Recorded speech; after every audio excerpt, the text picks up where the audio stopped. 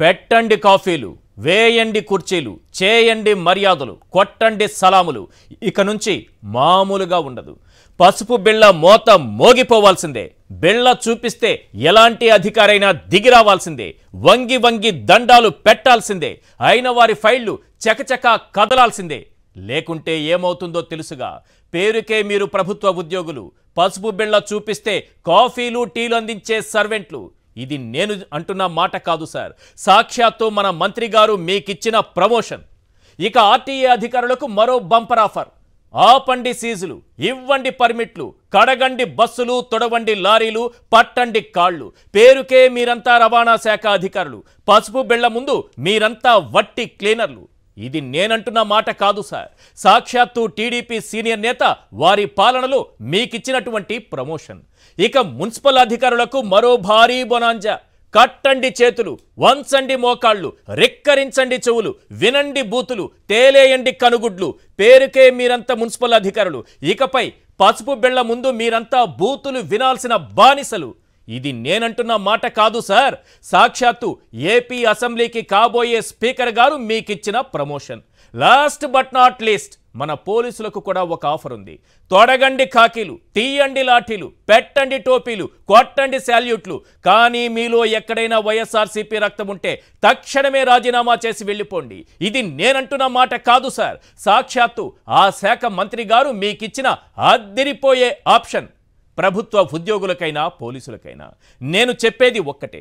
సరిగ్గా 1వ తేదీ జీతం వస్తుందో రాదో తెలియకపోయినా ఫలానా కంపెనీలో పనిచేస్తున్నానంటూ ఓ ప్రైవేటు ఉద్యోగి ఆత్మగౌరవంతో బతికేస్తుంటాడు.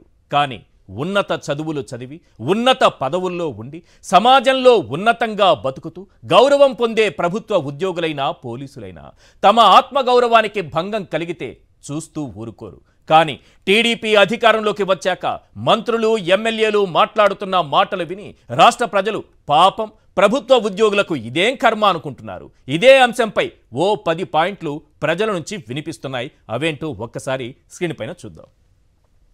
పాయింట్ నెంబర్ 1, టీడీపీ నేతలు పసుపు బిళ్ళ చూపిస్తే కుర్చీ వేసి టీ ఇవ్వాలట. ప్రభుత్వ ఉద్యోగులకు ఇదేం కర్మ.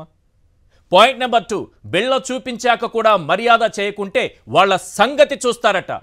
ప్రభుత్వ ఉద్యోగులకు ఇదేం కర్మ. పాయింట్ నెంబర్ 3, జేసీ బస్సులు సీజ్ చేసిన రవాణా శాఖ అధికారులు ఇప్పుడు వాళ్ళ కాళ్ళు పట్టుకోవాలట. ప్రభుత్వ ఉద్యోగులకు ఇదేం కర్మ. పాయింట్ నెంబర్ 4, సీజ్ చేసిన జేసీ ట్రావెల్స్ బస్సులను తుడిచి రిపేర్లు కూడా చేసి ఇవ్వాలట. ప్రభుత్వ ఉద్యోగులకు ఇదేం కర్మ. పాయింట్ నెంబర్ 5, తమ బస్సులు, లారీల పర్మిట్లు రెన్యువల్ చేయకపోతే ఎవరినైనా నరికేస్తారట. ప్రభుత్వ ఉద్యోగులకు ఇదేం కర్మ. పాయింట్ నెంబర్ 6, నర్సీపట్నంలో దిక్కుమాలిన మున్సిపల్ కమిషనర్ ఉన్నారట.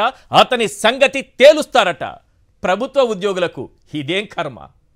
పాయింట్ నెంబర్ 7, ఆయన స్పీకర్ అయ్యాక ప్రభుత్వ ఉద్యోగులను గంటల కొద్దీ నిలబెడతారట. ప్రభుత్వ ఉద్యోగులకు ఇదేం కర్మ. పాయింట్ నెంబర్ 8, తన మాట వినని అధికారులను నడి రోడ్డుపై పచ్చి బూతులు తిట్టినా భరించాల్సిందేనట. ప్రభుత్వ ఉద్యోగులకు ఇదేం కర్మ. పాయింట్ నెంబర్ 9, గత ప్రభుత్వంలో సక్రమంగా విధులు నిర్వర్తించినా సరే తొత్తులనే ముద్ర వేస్తారట. పోలీసులకు ఇదేం కర్మ. పాయింట్ నెంబర్ 10, కొందరు పోలీసుల్లో వైఎస్ఆర్సీపీ రక్తం ఉందట. వారంతా రిజైన్ చేసి పోవాలట. పోలీసులకు ఇదేం కర్మ. ఈ 10 పాయింట్లు ప్రజలు వినిపిస్తున్నారు. వీటిపైనే మనం చర్చించబోతున్నాం.